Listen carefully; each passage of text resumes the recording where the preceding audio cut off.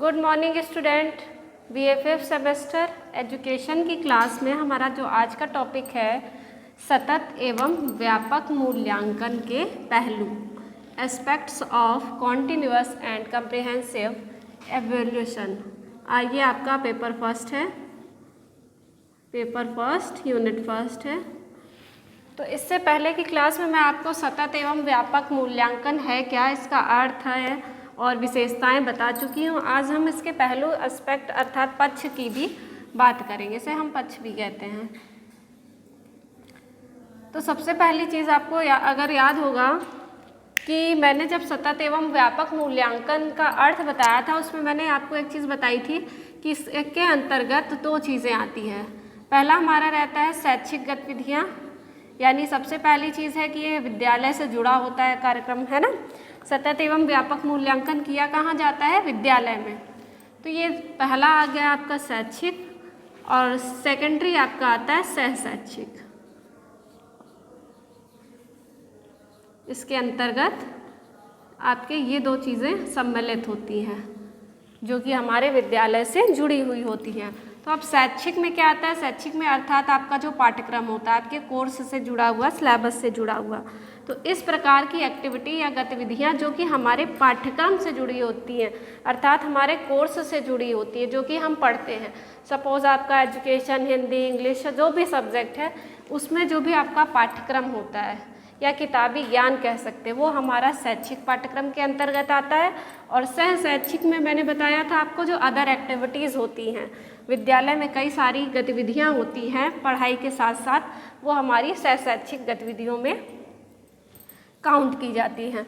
तो शैक्षिक में हमारा सबसे पहला है, इसके अंतर्गत जो आते हैं पॉइंट्स, तो वो हमारा सबसे पहला है शैक्षिक गतिविधि के अंतर्गत हम सबसे मुख्य चीज़ क्या प्राप्त करते हैं? ज्ञान, यानी नॉलेज। हम किसी भी विषय को पढ़ते हैं, उससे अंतर्गत क्या करते हैं? हम उस विषय का ज्ञान प्राप्त करते हैं या नॉलेज। तो ये हमारी शिक्षा का भी मुख्य उद्देश्य है कि हमें क्या करना है? ज्ञान की प्राप्ति करनी है। और यही हमारी शैक्षिक गतिविधि का भी मुख्य उद्देश्य होता है, ज्ञान प्राप्त करना। अब बात करते हैं हम अपने सेकेंड पॉइंट की। तो हमारा सेकेंड पॉइंट आता है समझ।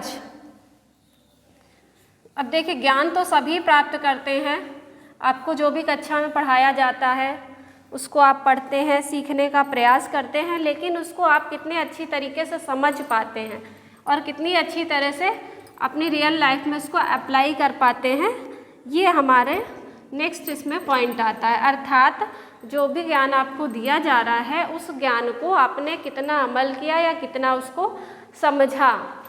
तो ये मेन चीज़ हमारा आ जाता है सेकेंड पॉइंट। नेक्स्ट बात करते हैं थर्ड पॉइंट की। थर्ड पॉइंट हमारा है अनुप्रयोग।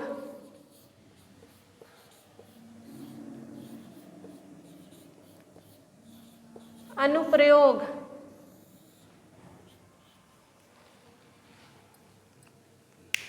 अनुप्रयोग के अंतर्गत क्या आता है?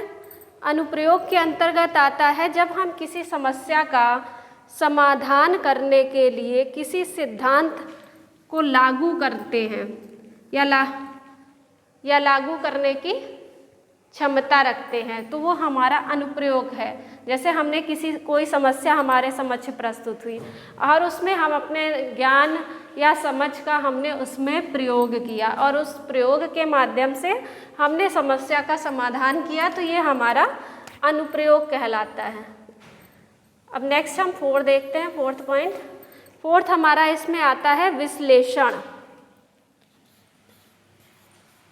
विश्लेषण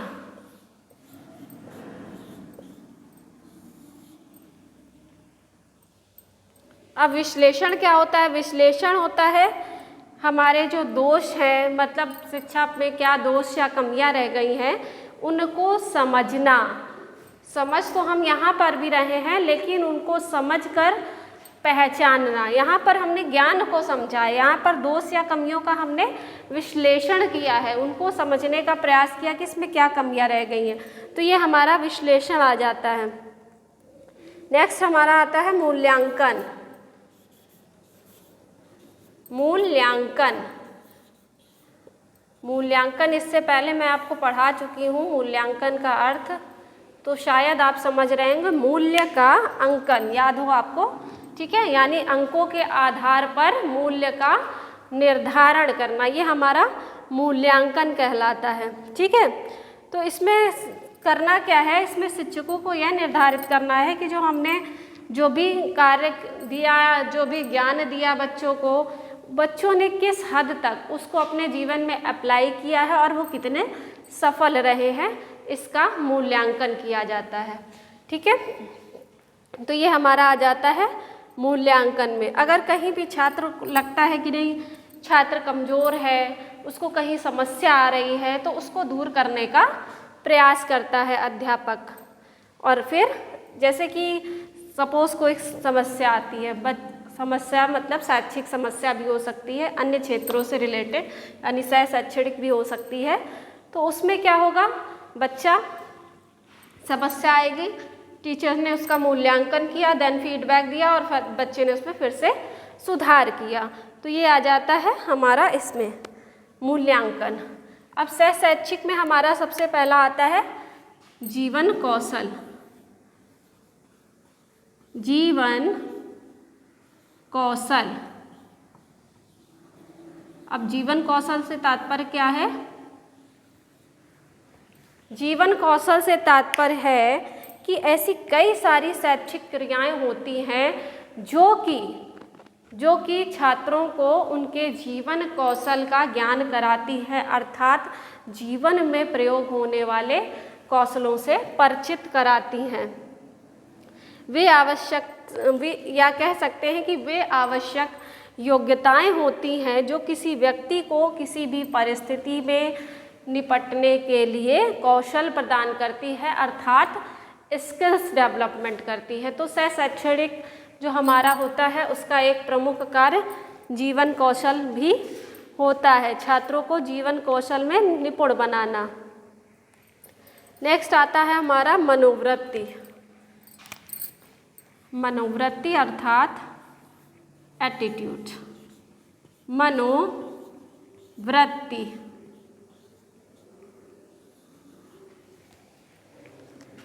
मनोवृत्ति से तात्पर्य क्या है, किसी भी छात्र या किसी भी व्यक्ति का हम कह सकते हैं उसका एटीट्यूड, मनोवृत्ति या फिर दृष्टिकोण, किसी चीज़ को देखने का दृष्टिकोण कैसा है, अर्थात नज़रिया कैसा है, ये हमारी मनोवृत्ति निर्धारित करती है। तो एक सह शैक्षणिक गतिविधि जो आयोजन होती है उसके द्वारा मनोवृत्ति का भी विकास किया जाता है। इसके लिए स्कूल विद्यालय में कई सारी की तकनीकों का यूज़ किया जा सकता है। इसके अलावा विद्यालय में कई सारी कार्यक्रमों का आयोजन करके छात्रों की मनोवृत्ति को किया जा सकता है आगे। ओके, नेक्स्ट हमारा आता है सह पाठ्यक्रम गतिविधियाँ। थर्ड हमारा है सह पाठ्यक्रम गतिविधियाँ।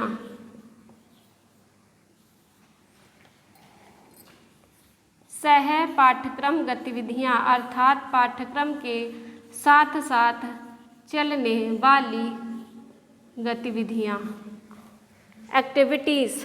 तो सह पाठ्यक्रम गतिविधियाँ कई तरह की होती हैं, जैसे कि वाद विवाद है, नृत्य है, संगीत है, खेल कूद है, यानी स्पोर्ट्स से रिलेटेड इस तरह की कई प्रतियोगिताएं होती हैं जो कि हमारे इसमें पाई जाती हैं सह पाठ्यक्रम गतिविधियों में। तो ये हमारे कुछ पॉइंट्स हो गए जो दो पार्ट्स में हमारे एस्पेक्ट डिवाइड थे। पहला था शैक्षिक और दूसरा था हमारा सह शैक्षिक। तो इस तरह से ये हमारा टॉपिक कंप्लीट होता है। मिलते हैं नेक्स्ट क्लास में, नेक्स्ट वीडियो में। थैंक यू बच्चों।